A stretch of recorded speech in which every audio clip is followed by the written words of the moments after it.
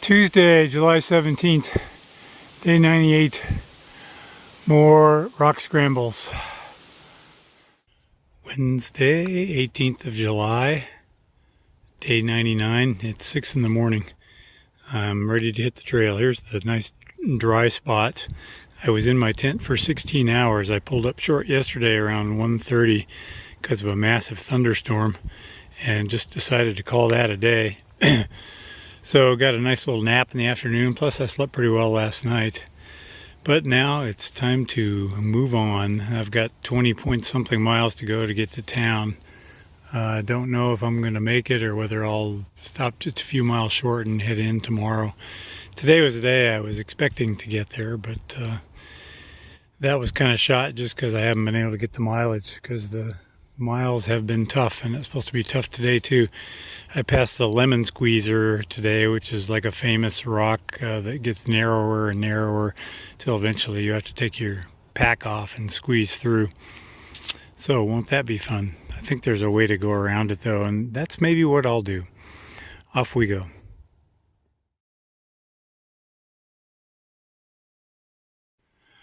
I know I'm being particular, but if it's not too much to ask, is there any way you can unrock the trail?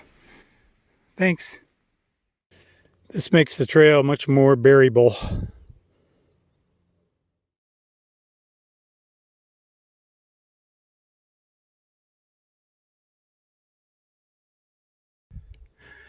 Yee-haw!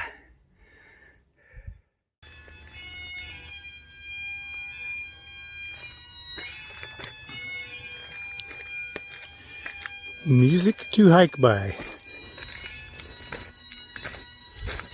1,000 of these steps and I'll be down in Fort Montgomery. 998, 997, 996. Day 100, Thursday, July 19th. I stayed here last night.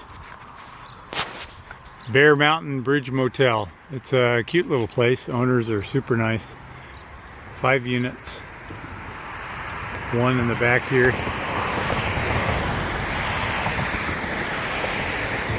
2, 3, 4 in the front.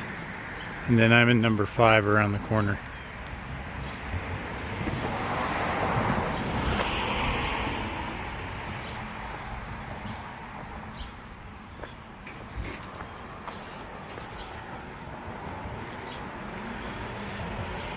Got a package at the post office this morning, some permethrin. So I treated all my clothing for ticks. It's out here drying in the sun.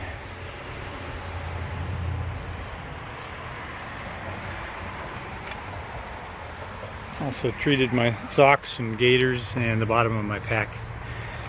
New little item on my pack. It's kind of heavy, but that's okay. It's a cancer emblem. This is in honor of Barb Ainsley, who passed away recently, and all others who have passed away from cancer. My wife's father, Ed Mayer, mother, Elsie Olson, Maddie Lauer, Sam Day, the list goes on, and it's in honor of cancer survivors such as my wife and people that are currently battling cancer. There's someone close to me who has decided to fight a private battle, so I won't mention their name, but thoughts go out to you as well. Here's unit number 5.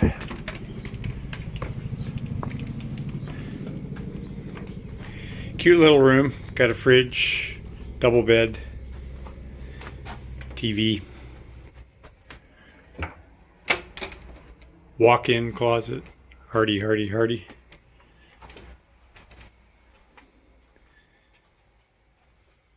And a little bathroom. Unfortunately, I have to leave today. I still haven't decided whether I'm going to get back on trail or just pack up here and walk down the street to Holiday Inn Express and take a 0 day. I really don't know. I just can't decide. I'm probably going to take a 0. Walking a couple miles down an old highway to go to the grocery store and resupply. Trailer park next to a cemetery.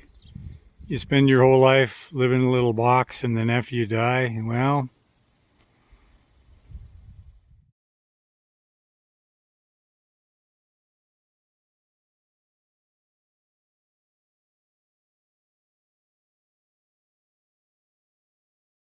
Friday the 20th, day 101, I think. I'm just waiting for the trail to open. You can see behind me there's Trailside Museum and Zoo. The Appalachian Trail goes right through the zoo. So it's 10 a.m. They should be coming to open the gate here pretty soon. And then off I go, heading across the Hudson River and heading north.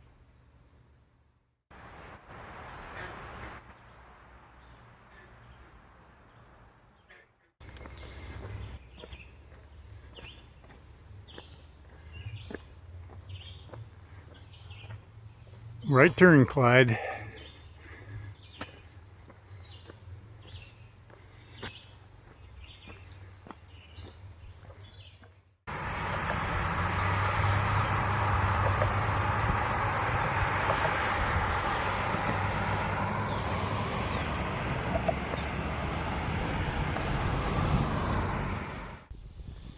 Saturday, July 21st, day 102. So I've been noticing all sorts of blowdown on the trail. And one thing I noticed is all the trees are facing different directions, which seemed kind of strange to me. And I was talking to a guy and he said a tornado blew through here and blew them all down. So that's why they're down in different directions. Pretty strange stuff. I'm about 28 miles from the border to get into Connecticut from New York. I'm working my way to Salisbury, Connecticut to resupply on Wednesday, and today is Saturday, and I've got a few days of food left, so that'll all work out. Tomorrow's my anniversary, and I wish I could be home with my lovely wife, but sometimes you have to miss things in order to do other things.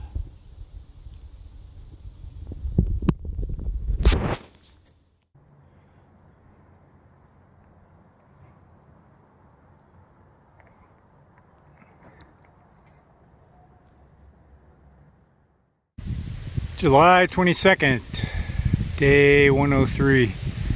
I got a late start this morning because it was windy and rainy, so I didn't get on the trail till 7:45. Trying to do 20.6 miles to 10 Mile Creek shelter. I think I can make up for lost time. The trail hasn't been too bad. Today is my 29th anniversary.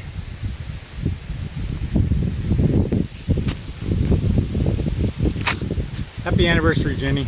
I love you and I miss you. Today, your separate lives merge into one. Reed and Jenny, having given your mutual promises to one another in the presence of your family and friends, I now, by virtue of the authority vested in me, pronounce you husband and wife.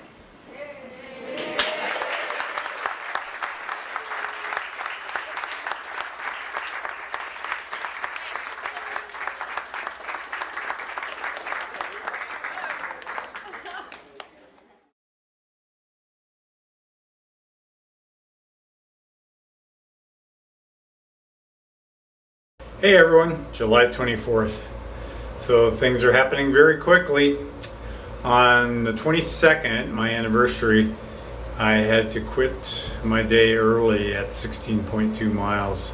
Tendonitis in my right foot has been bugging me pretty much the whole hike, but it's been manageable.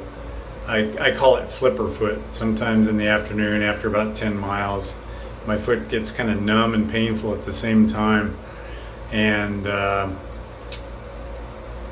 it's just been something I've been dealing with. But on the 22nd, it was just an order of magnitude worse for whatever reason, and so I pulled up short at about 16 miles at Leather Hill Road and kind of just documented all my options in my log.